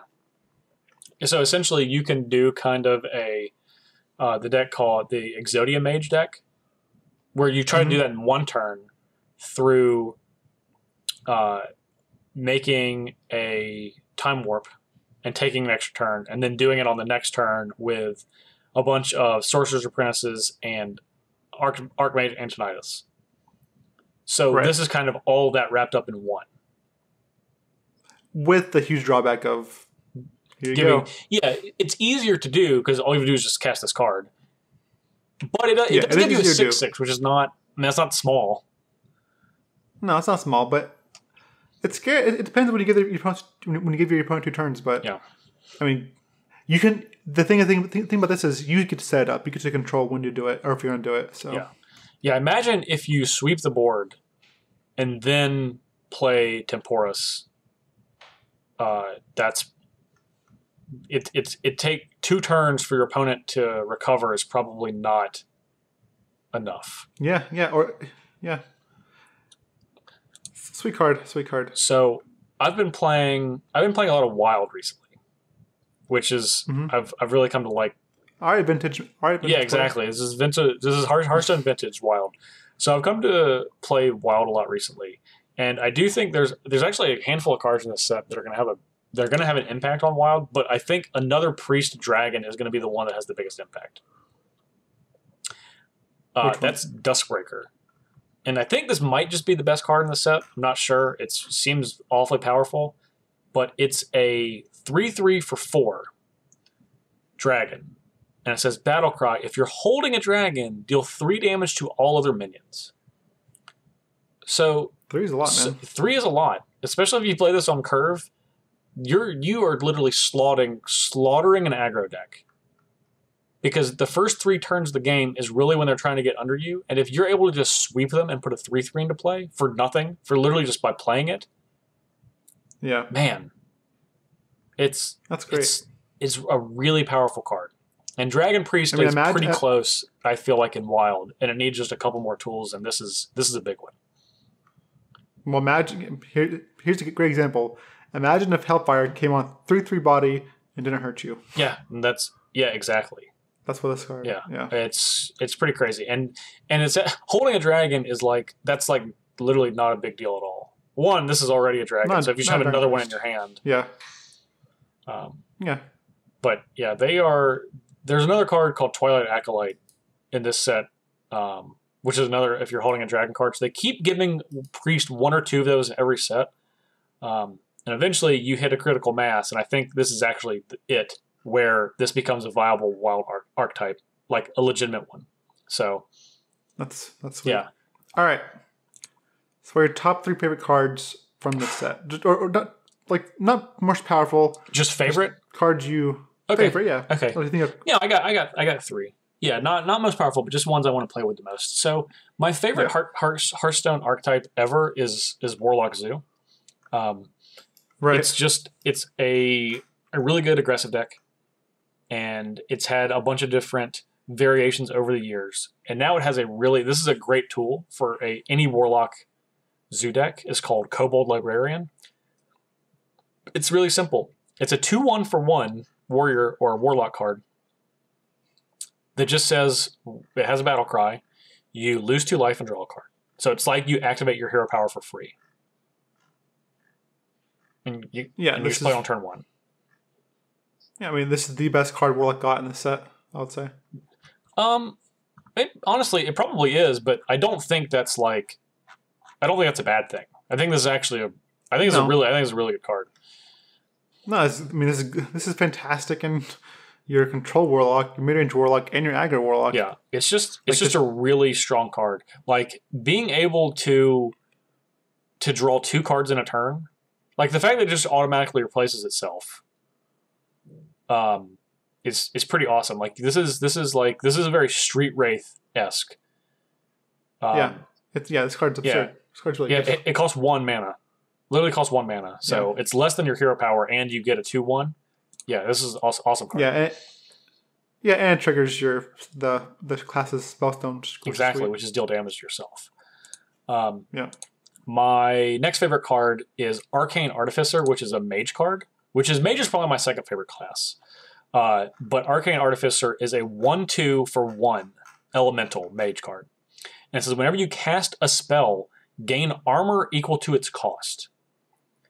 This is like your Armor Smith for mage. Yes. I think this card's crazy.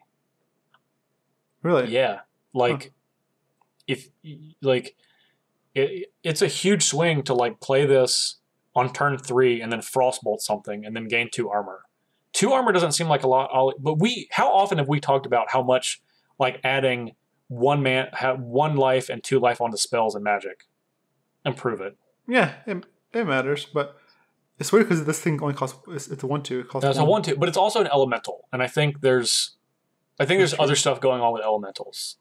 Specifically, the spellstone, the mage spellstone, which says if you play 2 elementals, you upgrade it. So I think there's some elementally stuff that's going to be going on in mage. So I'm excited to try this one out. And then my last one is actually a neutral card, and it's called Carnivorous Cube. Yeah, you like this because it's cube. Yeah, well, I do like it because it's cube, and it's a really sweet card. It's a 4/6 for 5, which is reasonable stats already. And it says Battlecry, destroy friendly minion. Okay, so well, kind of. It seems like it would be a drawback. One, you can have full control over triggering your death rattle minions. And this minion's death rattle is whenever this is destroyed, you summon 2 copies of whatever friendly minion you destroyed.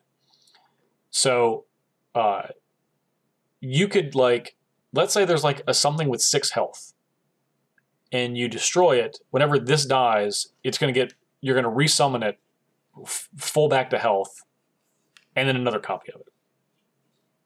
Yeah, depending on what you destroy, it's definitely in the game. Yeah. So I think this card's actually pretty awesome. Or if it gets silenced. Don't do that. Don't silence it. Okay, Ollie, what's your top 3? I think Rin, the First Disciple. Okay. I know she's not good, but the effect is probably the strongest effect in Hearthstone ever, right? Like, if so you're we're in the first ignoring disciple. mana cost, then yes. I mean, I'm saying like the final thing. Yeah. So we're in the first disciple is a 6-cost 3/6, which is not that good for its cost. It has taunt. Yeah. It's not And the death rattle worst is thing ever. Right. And its death rattle is add the first seal to your hand. She has to die. The first seal is just it costs 5, and they all cost 5 from here on out. So the first seal costs 5. It says summon a 2/2 demon. Put the second seal. Second seal is a 3/3 demon. Then put the third seal in your hand. Then third seal is a 4/4 demon, 5/5. Then it goes to 5/5. Then it's 6/6 demon. And we do the final seal, which is the 5th one. You get to add Azari the Devourer to your hand, and he's a 10-cost 10/10. And Azari says, "Battle Cry, destroy your opponent's deck." Okay, yeah, that's pretty serious. Yeah, that's probably the strongest effect on a card ever, just destroying your opponent's deck. But it takes a lot to get there. First you need Rin to die, then you need a ton of mana to invest in this while your opponent's not killing you. But that being said, I just think it's sweet, and I want to do it at least one time. I want to see what Azari says when you play him. So it's only 31 mana. Yeah, no big deal. No big deal, right? Yeah, no big deal. No big deal to Ali. Like this is a 30 mana. That's like child's play to me, right? I mean, I think this card. I mean, seriously though, 31's a lot, but I do think this card is better than it looks on the outset because. Well, seriously, I hope so. Outside of against mage because they can counterspell. If they counterspell anything, you probably just concede. Yeah.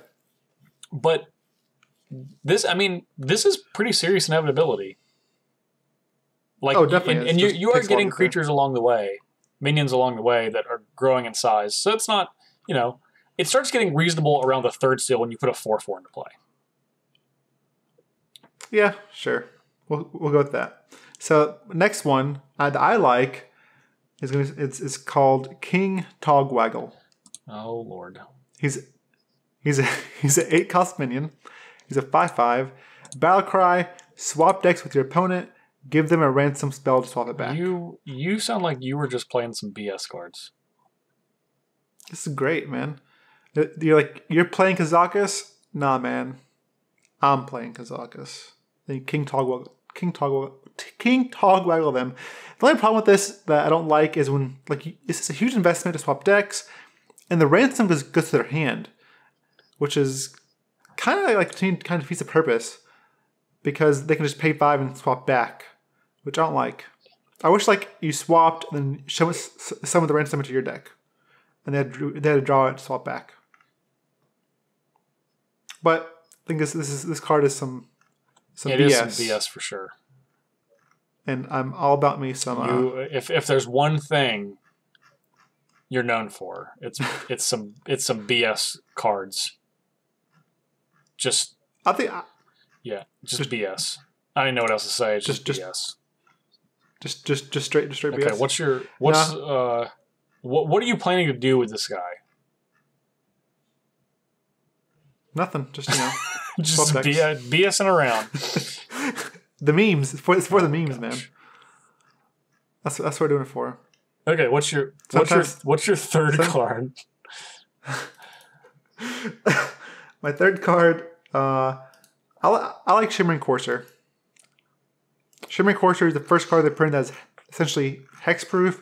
It's a 4-cost 3/3. That's hexproof. I know hexproof is a dangerous mechanic to have. I like it because hopefully it pushes Kaleidosaur, Quest Paladin Kaleidosaur to the next level. Or makes it a little better. I can see that.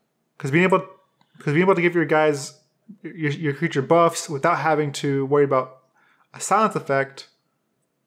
Actually, this silence stops it. Well, silence stops if it's on the creature, but it won't stop if it's actually it's a silence. So yeah, I think it's cool. I think it's kind of cool.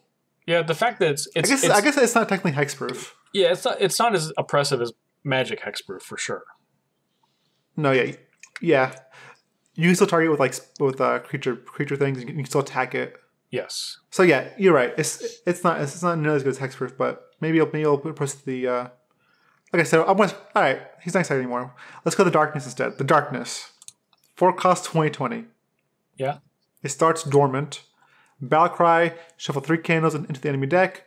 When drawn, this awakens. The biggest appeal to me for this one is I like against like Highlander Priest against like let's say like Highlander Priest. You just play this and you shut off their Kazakis, you shut off their Raza. Yeah. Even in Wild, there's way more Highlander decks running around because you have good old Reno Jackson. There you go. And the darkness just shuts that off. Yeah. And if they try to get out of it by like drawing spells to kill you before it awakens, they're heightening the chance it's going to awaken. Right. Yep. And even late, this is good. Like if your opponent's almost out of cards, you can just play this and he's going to awaken pretty quickly. And 20/20 is pretty insane. Yeah, that's nothing to sneeze at. It's only for 4, so I think the cost is right. Yeah. So yeah, I think this card could go kind of either way, but it's definitely an interesting card. Like I'm sure people will try it. Oh yeah, I can't wait. I mean, I'm excited. The thing about Hearthstone is like I'm excited for what cards say and do. Like I'm excited for what this thing will do when it awakens. Yeah. Like is it gonna like turn the whole screen black and like? Yeah, that would be sweet. You can if you can ever copy this, like there's some rogue cards that let you copy creatures, like copy creatures in your hand, and you are able to play 2 of these. You get 6 candles, and then only 3 of them have to be drawn. Yeah, or if you play not Barnes, the one that triggers your battle cry twice in Wild. 3 cost creature. Brand Bronzebeard. Yeah, Brand Bronzebeard. Play Brand Bronzebeard, then play this. You can put 6 candles in your deck. I mean that's it's only darkness is only 4 mana, so that's yeah. I think it's certainly powerful. Is the payoff worth it? Remains to be seen. If the payoff's probably not worth it because 4 mana just do nothing. Probably not worth it, but it is an option. I guess just having an option to do something against Highlander decks is sweet. Having something. So speaking of payoffs that are not worth it, there's a bunch of Hunter cards that want you to have no minions in their decks, and I just don't think it's going to happen. No, I think. You think it's going to happen? Dun dun dun. Question of the week. Ali Aintrazi. Question of the week. Do you think... Question of the week. You just want to keep saying question of the week? No, go ahead. Question of the week. Do you think that a minionless Hunter deck can be tier 1? Yes. I have to say yes. Why? Because I have a hard time believing that they just print otherwise that makes the Hunter weapon useless. The Hunter weapon is called Roke Dalar. 7 cost 4/2. Battle cry. If your deck has no minions, fill your hand with Hunter spells. There's like no way they just make a dead weapon for a class, right? You would think not. Think not. So I'm hoping that we can build a deck with no minions, or you play 2 minions. I know what one is. I know what one of them is.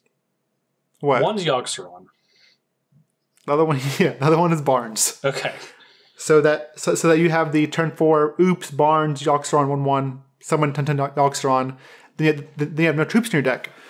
And you're back to having no troops to your deck. And I think that's definitely what you do. You play like a Barnes deck with 1 Yogg-Saron, and everything else is like a secret Rexar, whatever, like freezing traps, deadly shots. Barnes doesn't pull the minion out of your deck; it just makes a copy of it. Right, but if he's copying Yogg-Saron will pull Yogg-Saron out of your deck. So you just play 1 Barnes and 1 Yogg-Saron. So why are you playing Barnes? I'm sorry. For the free win. I don't understand. You play Barnes turn 4. And you have a Barnes, a Yogg-Saron in play, and then a 10 cost Yogg-Saron in play. Why do you have the 10/10 Yogg-Saron? Because it's powerful. Well, I don't know. What do you mean? I don't understand what you mean 10/10 Yogg-Saron. I'm saying like your deck. This deck requires you to play for some of the cards to trigger. You no minions in your deck. Like to my side, it says summon an animal companion or 2 if your deck has no minions. Yeah, I just don't understand Barnes. I think it just gives the deck a free win. How does it give you a free win?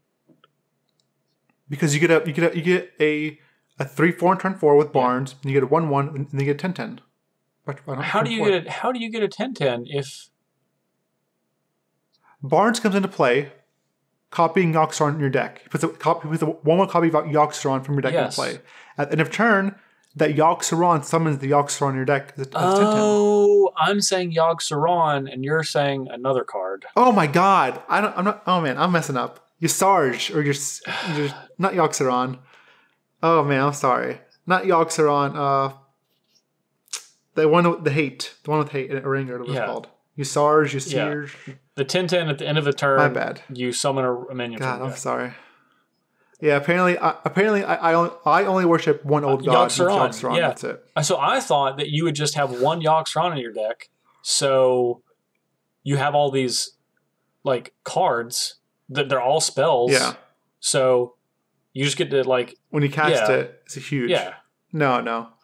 That's sweet, but I don't think you do that. I think that's too risky. I think you just play one Barnes, one Sarge, or how you say his name. Okay. Hate Unbound. Okay. That makes more sense, right? All right. I do not think this hunter deck can be tier 1. I think it wants to be. I think like if it is, it's because of Deathstalker Rexar and not anything else, because that card's awesome. And if you can make a control deck around Deathstalker Rexar and kind of supplement it with these other, the To My Side, I'm sure you play like a Call of the Wild, the Rock Dalar, which is the new weapon, maybe, but I don't think it's going to happen.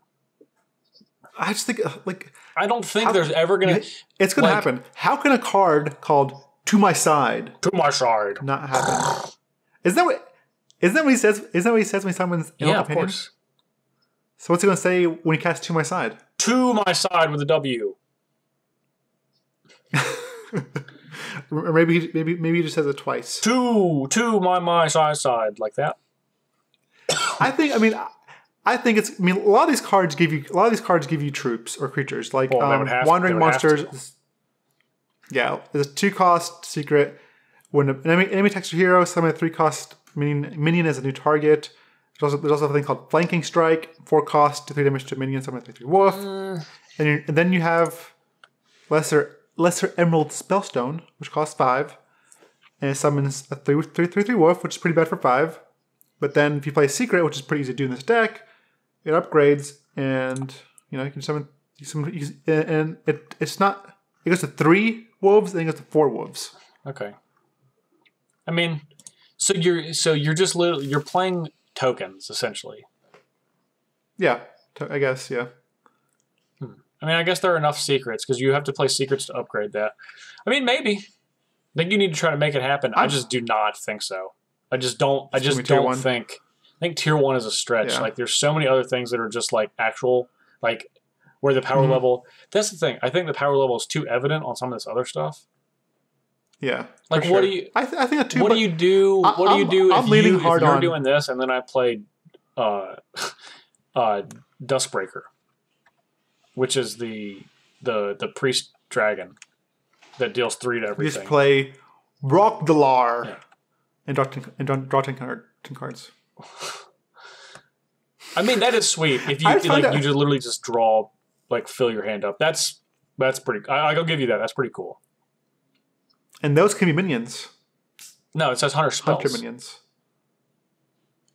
Oh, you're right. Whoops. Okay. You still get no creatures. But I just find it very hard that they would print a weapon that's not playable. A legendary weapon that's not playable. Can you imagine like this weapon is that bad, and you like open it as a entry? You're like, well, 400 dust. All right. I think there's only one way to find out, and that is you, the listener. This is our question of the week. Ali thinks that there can be a minionless hunter deck that can be a tier 1. I do not.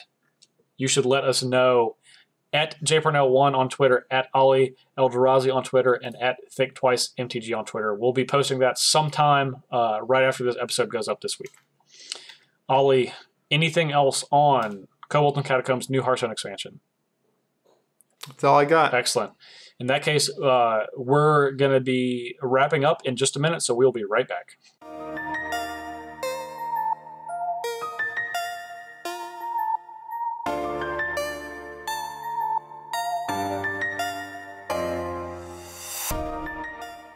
Ali Aintrazi, what are you doing this week?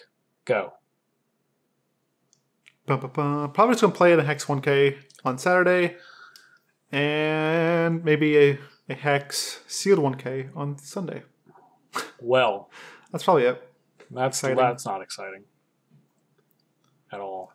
But I'm looking forward to next week. Yes, I'm going to be coming down to visit you for our Christmas time visiting next week. Mm-hmm. Yeah, that's going to be super fun. We get to record when we're in the same room. That's always a good time. But before that, this weekend, I am going to play some Unstable Limited. Ooh, Unstable, yeah. I'm a little excited about that. I'm going to play, I'm going to play a sealed event for F&M and maybe a draft after that. We'll see what happens. See if we can get unstable. I think Unstable is one of the best one. I think it's better than Unglued and Unhinged by a mile. I think it's by several miles. Like, it's not even in the same ballpark miles. Yeah, there's some cards that just have a lot of there's some cards that Unglued or Unhinged don't do anything. They're silly, but they're just not whatever. Yeah. These cards just seem like they're fun and different and sweet, and you can play them outside of this format. Honestly, they thought a lot about these cards, and it's evident. I've spent a lot of time looking at these cards recently, so I actually think this set's pretty cool, and I'm glad it exists. Yeah, me too. Okay, Ali, you know the drill. Where can people find you? You can find me at Ali Aintrazi on Twitter, or twitch.tv/Ali Aintrazi. My articles come out every Friday at gatheringmagic.com. You can find my articles there. And that's it. What about you, Parnell? You can find me on Twitter as well, at jparnell1, and you can, of course, find me on StarCityGames.com and YouTube. I'm the host of the Commander Versus series. We just had our season finale last week, so you should check that out. We actually did a crossover episode with Commander Clash on MTG Goldfish. We built decks for each other. So that was actually a lot of fun. That's cool. After you watch Commander Versus this week, you should go to MTG Goldfish and check out Commander Clash so you can watch both of those. I built a deck for Jennifer Long, and she built a deck for me, and we had the two best decks for sure. So nice. you should check both of those out. We are going to have one more episode this calendar year, so you should pay attention to that channel, that YouTube channel, to see what that's going to be. But if you want to find the show, you can find us on SoundCloud. You can find us on iTunes. You can find us on YouTube. We'd love for you to share the show on any of those platforms. We'd love for you to leave us a comment on iTunes or YouTube, or leave us a review on iTunes. Sharing is the best thing you can do. We're really trying to get our names out there, trying to provide excellent Magic and otherwise content for you guys to eat up with your earballs. So if you want to contact the show, you can do so. Twitter.com/ThinkTwiceMTG, and you can email us directly, thinktwicemtg@gmail.com. And of course, we would love your support. If you would like to support the show outside of just sharing it and telling all your best friends and your not friends and everyone you know about it, you can support the show, patreon.com/ThinkTwiceMTG. We have two support tiers. We have an Augur Bolus tier and a Disciple Bolus tier. Both of those will get you early access to the show, as well as exclusive Commander deck lists from me and deck lists. Ollie's deck list journal, which he's going to start posting on more frequently as we have a new set coming out in Rivals of Ixalan. His little brain starts turning and see what he's going to do in Modern and Lanterning and all that stuff. It's going to be great. So if you'd like to support the show, patreon.com is where you can do so, ThinkTwiceMTG. on patreon.com. I also want to give a shout out to Daniel H., who has been supporting the show. So thank you very much, Daniel, for your continued support. And for this week, I'm going to be posting a Glissa the Trader deck. Actually, by the time this goes up for the general audience, the non-Patreon who did not get it early, the deck will already be up, but it'll go up roughly the same time the episode goes up for our Patreon users. So, Ali Aintrazi, as you know, we cannot ever do the show without our director and producer, John Che, and our graphic designer, Amber West. But we also can't do the show without you. Well, I love you too. I love you too. I love you. I didn't say that. You don't need to preempt me. I do love you. Yeah, don't make it. Don't be like that. No, but I also want to take a minute to thank Daniel H. for support on Patreon. That is, we say sharing and spreading the word is the best way to support the show, and it is. But we really like Patreon is also one of the great ways, or quote unquote, I guess technically the best way. And we are $60 out of 100 to start making our vodcast.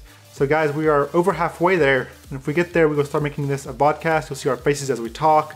You'll see Justin's shocked face when he, I tell him I'm gonna build a mill deck. Whoa, I committed a mill deck, so